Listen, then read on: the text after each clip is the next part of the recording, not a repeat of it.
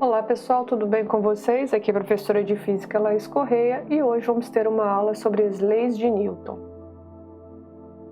Bom pessoal, o cientista Isaac Newton ele foi um grande físico, matemático e astrônomo inglês, que viveu entre 1643 e 1727. Ele fez enormes contribuições na área de física, matemática e astronomia. Ele é com certeza um dos gigantes da física. Tá? Então hoje especificamente nós vamos estudar as suas 3 leis que são em relação ao movimento dos corpos, ok? Então em 1687 ele publicou a obra Princípios Matemáticos da Filosofia Natural, aqui está a capa, que continha os fundamentos da questão do movimento dos corpos. Parte desses fundamentos foi formulado por meio das 3 leis que ficaram conhecidas como as leis de Newton. Então a partir de então, os modelos físicos baseados nesses princípios explicariam grande quantidade de fenômenos de comportamento de gases até os movimentos dos planetas. Ok? Bom, pessoal, vamos falar um pouquinho de força, Quem não assistiu ainda a parte 1, é importante revisar esse conceito, tá bom? Essa aula foi distribuída em 3 partes, tá bom? Todas são resumidas. A parte 1, a explicação das forças, A parte 2, as leis de Newton e a terceira, exercícios de blocos. Então, força. Para Newton, força é a ação que produz aceleração, isto é, variação de velocidade. Como a velocidade é uma grandeza vetorial, então a sua variação pode ser em módulo, direção, sentido. Tá? Então, as forças podem ser de contato, quando puxamos ou empurramos um objeto, e ação à distância, que são conhecidas como forças de campo, como, por exemplo, a força com que a Terra atrai um objeto largado de uma certa altura, tá bom?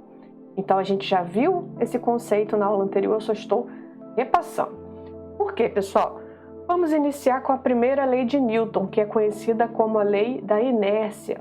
Todo corpo tende a permanecer no seu estado de movimento, em repouso ou movimento retilíneo uniforme, a não ser que forças externas venham e hajam sobre ele.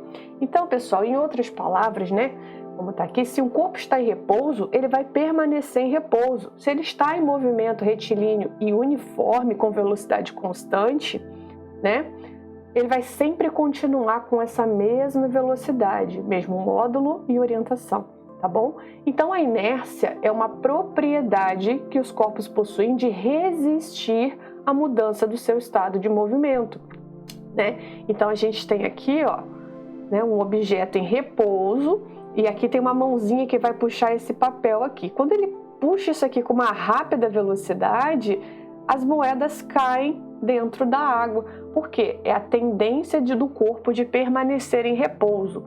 A mesma coisa aqui, a gente tem um carrinho em movimento nesse plano inclinado e ele encontra umas pedras aqui. Então, todo o material que estava dentro desse carrinho vai o quê? Para frente, Porque ele vai tender a continuar no seu estado de movimento, tá bom? Que no caso era para frente, tá bom? Então, o conceito de inércia é isso, é a propriedade que os corpos têm de resistir à mudança do seu estado de movimento, tá bom? Então, vamos continuar aqui. Então, só resumindo novamente, quem estiver em movimento vai permanecer em movimento, quem estiver parado vai permanecer parado. Então, é a propriedade que os corpos têm de resistir à mudança de velocidade. Isso é a lei da inércia. Tá bom, pessoal? O que acontece, pessoal? Toda vez que o corpo tem a aceleração igual a zero, onde ele tem a velocidade constante, a força resultante que age sobre ele é nula, tá? Então, se o corpo está em repouso, ele vai permanecer em repouso, a força resultante vai ser zero. Se o corpo está em movimento ou em movimento retilíneo uniforme com velocidade constante, a força resultante sobre ele também vai ter zero. Se vocês observaram a aula anterior, a gente falou sobre equilíbrio estático e equilíbrio dinâmico. Equilíbrio, pessoal, toda vez que a gente falar a palavra equilíbrio, a força resultante sobre os corpos vai ser nula, tá? Mas os alunos tendem a achar que sempre que a força resultante for zero, a aceleração é zero, o corpo está somente em equilíbrio estático, só está em repouso. Não, ele também pode estar em movimento. Mas se ele estiver em movimento retilíneo uniforme, ou seja, com aquela velocidade constante, a força resultante sobre ele também é zero. tá? Então, a inércia é uma propriedade geral da matéria, pelo qual uma partícula livre de forças ou sujeita à ação de força resultante nula mantém-se em equilíbrio, essa palavra é muito importante, em repouso ou em movimento retilíneo uniforme, mantendo a sua velocidade vetorial constante, tá bom? Então, aqui, mais uma vez, aquele experimento que eu coloquei lá, né, como eu falei, podemos testar o comportamento da inércia com experimentos simples, né? Um deles consiste em apoiar um pequeno pedaço de cartolina em cima de um copo, coloca-se uma moeda em cima da cartolina e ao puxarmos ou empurrarmos rapidamente a cartolina, a moeda vai cair em linha reta dentro do copo. Isso ocorre graças à inércia da moeda, ou seja, a sua tendência de permanecer em repouso, tá bom, pessoal? Aqui tem outros exemplos da inércia. Pessoal, olha só. Esse carro estava em movimento retilíneo, né, para frente. Então, quando ele colidiu, a tendência do corpo era continuar no seu estado de movimento, ou seja, para frente. Por isso, o corpo se direciona para frente, tá bom? Por isso, a importância do uso do cinto de segurança, né, a existência dos airbags. Aqui também, ó, a gente tem um exemplo. Tá vendo que ele balança o prato rapidamente, né? Então, o ovo que estava aqui em repouso, ele vai continuar em repouso e vai descer em linha reta. Tá bom, pessoal? Vamos lá. Mais alguns exemplos aqui, né? Então, podemos sentir a inércia quando estamos dentro de um veículo em movimento, por exemplo, como a gente viu anteriormente. Quando o veículo é acelerado, sentimos que o nosso corpo é pressionado contra o banco do carro. Certo? Da mesma forma, quando o carro é bruscamente freado, temos a tendência de continuar nos movendo com velocidade constante em linha reta, né? Então tá aqui, ó, numa colisão, ele estava indo para frente, ele continuou no seu estado de movimento para frente. Portanto, para percebermos a ação da inércia, precisamos estar em algum referencial acelerado, somente assim é possível perceber a oposição à mudança no estado de movimento. Então, aqui também tem a freada, né? Odeio aprender física no ônibus, é uma tirinha. O ônibus é freado bruscamente e todo mundo é enviado para frente, ele botou, principalmente a inércia. Né? Então, a mesma coisa que o rapaz na bicicleta estava em direção aqui, né? Viu o cachorrinho, freou e continuou no seu estado de movimento para frente. Aqui o cavalo estava vindo em direção em linha reta, viu a cobra e manteve o rapaz que estava em cima, né, continuou no seu estado de movimento para frente. Então, né, o princípio da inércia explica por que as pessoas se ferem em acidentes automobilísticos, né? Então, ele justifica o uso do cinto de segurança para minimizar esse efeito da inércia ao projetar alguém contra o para-brisas de um carro numa colisão, fixando as pessoas no veículo. A mesma coisa a gente tem aqui quando os airbags são acionados para não ter danos, né, quando esse movimento para frente ocorre, tá bom? Então, a gente também tem uma tirinha aqui. Um corpo em movimento tende, aí ele bateu na pedra, a permanecer em movimento, ou seja, ele estava indo para frente, permanecendo no seu estado de movimento. É a mesma coisa aqui embaixo, ele estava em movimento, então um corpo em movimento tende a, continuar em movimento. Mais uma tirinha. Essas tirinhas, pessoal, geralmente caem em vestibulares, tá bom? Isso aqui não é uma coisa que eu tirei aleatória. Geralmente nos vestibulares caem essas tirinhas e pede para você analisar qual a lei, qual o conceito físico está ocorrendo naquela situação. Então é muito interessante você analisar. Essas tirinhas caem muito no Enem, com muita frequência, né? E outros tipos de vestibulares, geralmente objetivos, tá bom? Então olha só essa situação aqui. Você é preguiçoso. Não, estou conduzindo uma experiência científica. Preguiçoso. Estou testando a primeira lei da física. Aí ele chamou ele de preguiçoso novamente. Corpos em repouso permanecem em repouso. O Garfield estava certo. Então ele ficou deitadinho ali e falou que estava em estado de inércia. Estava testando a primeira lei da física. Mesma coisa aqui. Pelo princípio da inércia, o carro, né, seguiria na linha pontilhada se ele perdesse o atrito entre os pneus e o asfalto, né, porque ele vai sair pela tangente da curva. A velocidade no movimento circular ela é tangente à trajetória. Então, se ele perde o atrito entre os pneus e o asfalto, né, ele vai permanecer em linha reta, tangente à curva. Ok? Então aqui mais uma vez justificando o uso do airbag, né, e do cinto de segurança. E aqui tem um videozinho, né, mostrando a inércia. O ônibus, né, o caminhão foi freado bruscamente e as pessoas caíram, porque os corpos tenderam a permanecer e mostrar o seu estado de movimento, que era para frente, ok? Bom, então pessoal, vamos ver agora o princípio fundamental da dinâmica, que é a segunda lei de Newton, né?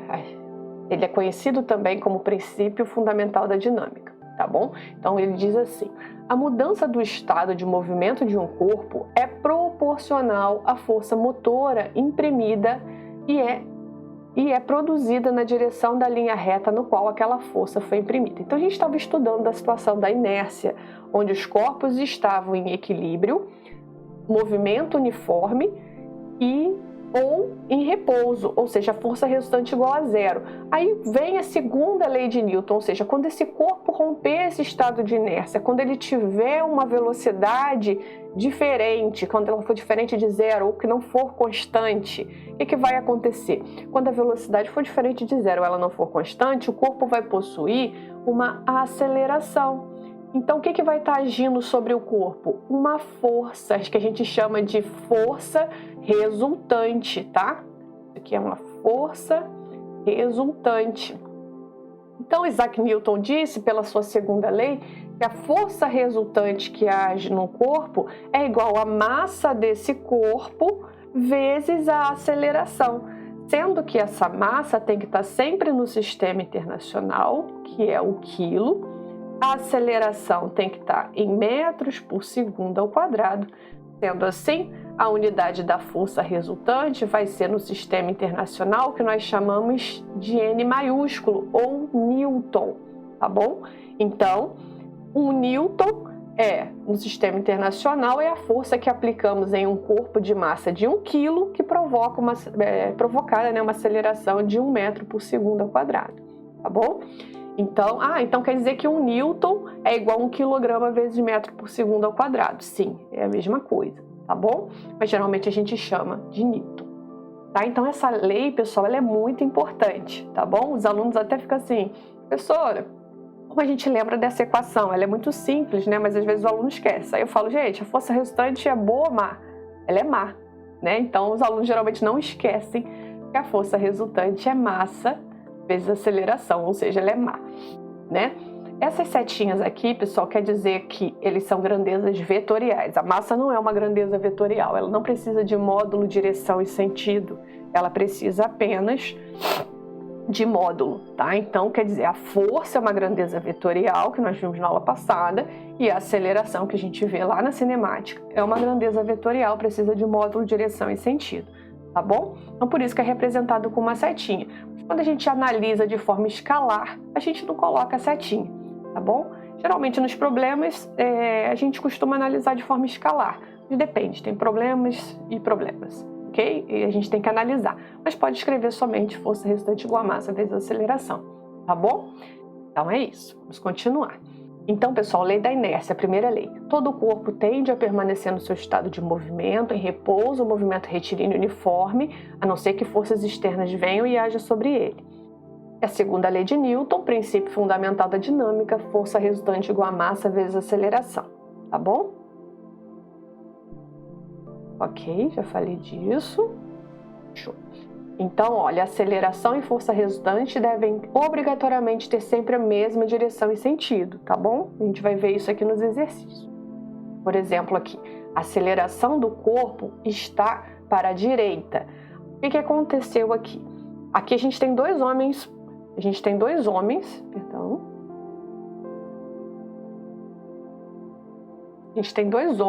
puxando o carrinho. Tem dois homens puxando o carrinho, aqui e aqui. A força 2 que esse homem está fazendo é maior que a força 1. Então, a força 2 menos a força 1 é igual à minha força resultante. Quem viu essas aulas de vetores vai saber fazer, lembra? Vetores de mesma direção e sentido a gente soma, vetores de sentidos opostos a gente diminui, né? Vetores perpendiculares a gente faz a resultante por Pitágoras, né? E os vetores diferentes de 90 graus a gente faz pela lei dos cossenos. Esses são os casos mais comuns que a gente usa na análise vetorial, na física, né? Então a gente está vendo aqui que a força 2 está num sentido oposto à força 1, a gente diminui. Quem ganha? Quem ganha é a força 2. Então a força resultante é a força, vai ter a mesma direção e sentido que a força 2, porque ela ganhou, né? E vai ser em módulo o valor de F2 menos F1. E a aceleração e a força vai ter a mesma direção e sentido. Foi isso que o slide anterior disse. Ok? Bom, pessoal, força-peso, né? Nós falamos da força-peso na aula passada. Então, o que acontece? Agora a gente consegue explicar um pouquinho mais ela. A gente viu que força resultante é massa vezes aceleração. Então, se uma pessoa, né, ela está sob a ação da gravidade no planeta, ela tem, né, massa, então ela tem força-peso. O peso, pessoal, é a força, que vai ser igual a massa vezes a aceleração, só que a aceleração da gravidade. Então, por isso que peso é igual a massa vezes a gravidade do planeta, tá bom? Então, por exemplo, se uma pessoa pesa 50 quilos na Terra, e a gente arredondar a gravidade na Terra como 10 metros por segundo ao quadrado, essa pessoa vai ter um peso de 50 vezes 10, que vai ser 500 newtons. Tá bom? Então, porque toda medida de força, qualquer força, tá, pessoal? A unidade é o newtons, nós vimos isso na aula passada. Então, por exemplo, uma pessoa de 50 quilos vai ter 500 newtons de peso. Na Terra, na Lua, você vai multiplicar pela gravidade da Lua, tá? Em Júpiter, vai multiplicar pela gravidade de Júpiter. E assim a gente vai fazendo os exercícios mais à frente. Por enquanto, essa é uma aula rápida, né? Então a gente está vendo mais a parte teórica, depois a gente vai ver a parte dos exercícios. Então, pessoal, vimos a primeira lei da inércia, vimos a segunda lei, princípio fundamental da dinâmica, que força resultante é massa vezes aceleração, e agora vamos ver a terceira lei de Newton, que é a ação e reação. Então, a toda ação há sempre oposto uma reação igual, ou as ações mútuas de dois corpos, um sobre o outro, são sempre iguais e dirigida para partes contrárias. Em outras palavras, toda ação gera uma reação de mesma intensidade e sentidos opostos, tá? Então, a cada ação, a gente tem uma reação de mesma intensidade, ou seja, de mesmo valor e sentidos opostos. Então, se um corpo A exerce sobre um corpo B uma força FAB, essa força está ocorrendo aqui, então o corpo B também exerce sobre o corpo A uma força BA. E essas forças têm o mesmo valor, mesmo módulo, mesma direção, ou seja, horizontal aqui nesse caso, e sentidos opostos, tá? Então, força B vai ser igual a menos FBA, porque se eu tenho uma força nessa direção de ação, eu vou ter uma reação de sentido contrário, mas de mesma direção horizontal nesse caso aqui, tá bom? Então, ela vai ter o mesmo valor, se fosse aqui, vamos botar 2 newtons, aqui também seria 2 newtons, tá bom? Mas seriam forças opostas, tá bom? Mas as forças de ação e reação ocorrem em corpos distintos, então elas não se cancelam. E, por exemplo, se a gente tem aqui um corpo, vamos colocar um bloquinho sobre a mesa, sobre uma mesa, então ela tem, vamos botar um peso de 50 newtons para baixo, ela vai ter uma força de reação normal de 50 newtons. Aí a gente corta, porque elas são opostas e a força resultante é zero, o corpo está em equilíbrio, não é isso? Elas têm sentidos opostos e mesma intensidade. Só que nesse caso, por mais que elas sejam iguais e sentidos opostos, elas estão agindo em corpos diferentes. Por exemplo, aqui está a mão do rapazinho A e a mão do rapazinho B. Então, a ação é a mão do rapazinho A na mão do rapazinho B e a reação é a mão do rapazinho B sobre a mão do rapazinho A.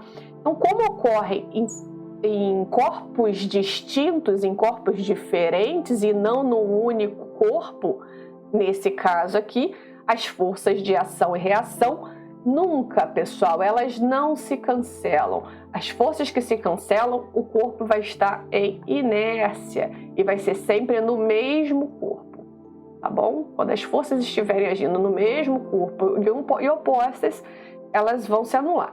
Mas no caso de ação e reação, elas nunca agem nos mesmos corpos, então elas nunca se cancelam, ok? Então vamos lá. Então, outra forma de falar, né? Toda ação é sempre oposta a uma reação, igual as ações mútuas de dois corpos, um sobre o outro, são sempre iguais e dirigidas a partes opostas. Vocês vão ver em várias definições, em vários livros, tá bom? Mas o mais importante é você entender que a toda ação vai corresponder a uma reação, vai existir uma reação de mesma intensidade e sentidos opostos, ok? Sempre isso. Não pode esquecer.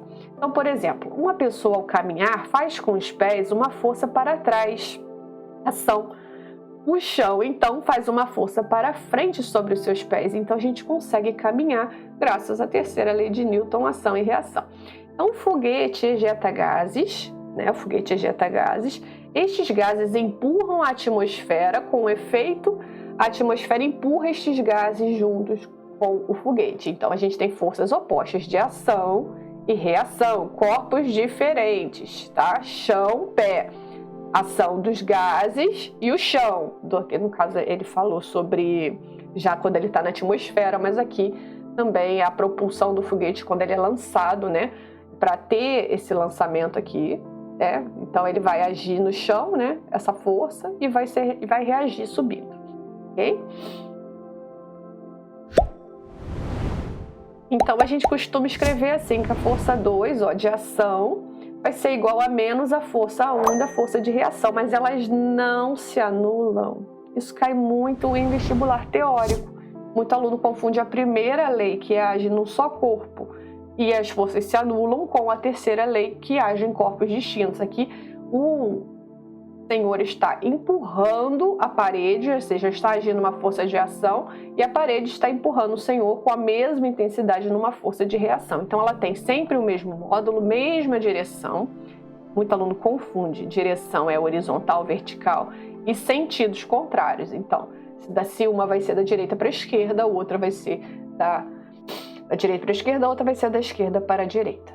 Tá bom? E atuam sempre em corpos diferentes. Tá vendo? Aqui a gente tem dois exemplos, né? O foguete aqui, né? Com o lançamento dos gases agindo a força para baixo, a gente vai ter uma reação de lançamento para cima.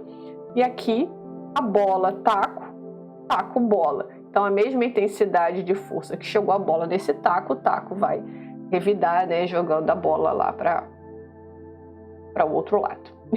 Tá bom? Então sempre dois corpos. Então aqui a gente tem uma tirinha, né, do Garfield. Então para cada ação há uma reação, né? O cachorrinho tá aqui, aí empurra a cara do Garfield na comidinha. Então para cada ação há uma reação igual em sentido contrário. O Garfield revoltou, falou que Isaac Newton incorporou nele ali. Bateu no cachorrinho que enfiou a cabeça na parede. Pessoal, essas são tiras de humor, né? Então a gente tem que tomar cuidado, porque as pessoas acham assim, a cada ação é uma reação. Eu vejo muita gente falando isso na internet e tal. Então se eu bato numa pessoa, a pessoa vai me bater de volta. Tem que tomar cuidado. O que acontece? Por exemplo, se você bate numa pessoa, deixa eu ver aqui. Eu tenho que a ação é a mão no rosto da pessoa, mão-rosto. E a reação é rosto-mão. Tá? Não tem isso, eu bato de volta, entendeu? Tem que tomar cuidado como define esses conceitos aí. Tá bom? As pessoas interpretam as leis de forma errada. Então a gente tem uma ação aqui. Se eu bater, por exemplo, vamos colocar uma pessoa dar um soco numa parede, com uma força, a parede, né, vai devolver essa força com a mesma intensidade e sentido. A forma que nós vamos sentir, obviamente, são diferentes. Nós somos corpos vivos, né, temos sensação, mas a força é a mesma, tá bom? Então, por exemplo, martelo, prego, prego, martelo.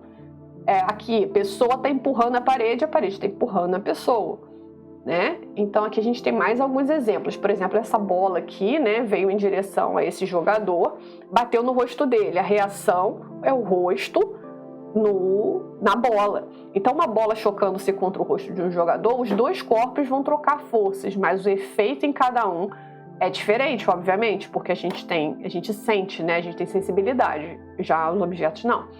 Então, uma pessoa empurra o barco sobre as águas. Então, mão, barco, mão.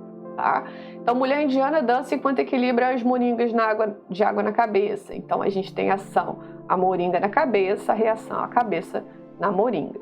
Tá bom, pessoal? Entenderam o que é par de forças, ação e reação, e que elas não se anulam por agir em corpos diferentes? Então, a gente tem que o foguete empurra o gás empurra o foguete. A gente tinha falado disso anteriormente, né? Então, o homem puxa uma mola. Ação, a reação, a mola puxa o homem. Ação, a terra vai puxar a bola por causa da força-peso. Reação, a bola puxa a terra. Ah, mas essa força é muito pequena, né? Por causa da questão das massas. Mas, enfim, ação e reação na terra vai ser a força-peso. Bom, pessoal, finalizamos essa aula. Foi uma aula bem rápida, né? Para você fazer aquela revisão rápida sobre leis de Newton, porque é um assunto de dinâmica que cai muito nos vestibulares. Não pode deixar passar despercebida, tá, esse assunto, tem que revisar, e na próxima aula nós vamos realizar exercícios sobre esse assunto, principalmente porque a parte matemática das leis de Newton, ela cai mais em relação à segunda lei, que é a força resultante igual a massa vezes aceleração, é uma das mais cobradas. Já a inércia e ação e reação, que é a primeira e a terceira, elas são leis mais teóricas, geralmente caem em provas mais objetivas, mas nada impede também de cair em vestibulares discursivos. Tá bom, pessoal? É isso. Se vocês gostaram dessa aula, deixem o seu like e forte abraço e até a próxima aula.